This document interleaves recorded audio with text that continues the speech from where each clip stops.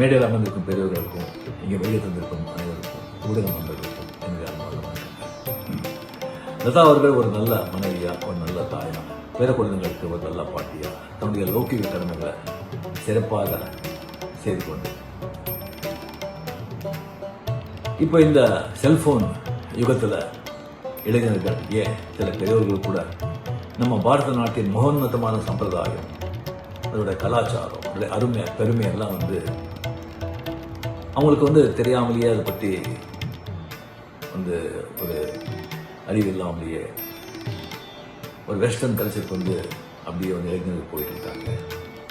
இங்கே வெஸ்டர்னஸ் அங்கே அவங்களுடைய சம்பிரதாயம் கலாச்சாரத்தில் அவ்வளோ சந்தோஷம் நிம்மதி கிடைக்கலன்னு சொல்லி அவங்க நம்ம இந்தியா பக்கம் இதில் தான் ஒரு உண்மையான ஒரு நிம்மதி சந்தோஷம் கிடைக்கும்னு சொல்லி அவங்க இந்த பக்கம் வந்துட்டு இருக்காங்க.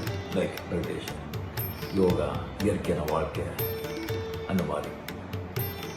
ஸோ நம்ம பாரத நாட்டின் அந்த மகோன்னதமான அந்த கலாச்சாரம், சம்பிரதாயம், அதுமே பெருமையெல்லாம் இளைஞர் மக்கள்கிட்ட போய் சேர்க்கணும், அந்த விழிப்புணர்வு ஏற்படுத்த வேண்டும் அப்படின்னு சொல்லி லதா அவர்கள் இருக்கிற எல்லா முயற்சியும் அந்த ஆண்டவன் அருளால் வெற்றி அடைய வேண்டும் என்று நான் ஆண்டவனை வேண்டுகிறேன், வாழ்த்துகிறேன்.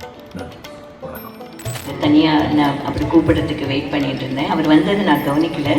நமஸ்காரம் அண்ணா, ரொம்ப நன்றி நீங்கள் வந்தது. My husband's elder brother is here to bless us for the event. Thank you, Ravi. Partners have come from across India and across globe also, and they would also very happy to join this initiative, Bharat Seva. We are all remain committed, and we have to thank Sridhar Ramani sir being a chair factor. So thank you, ma'am.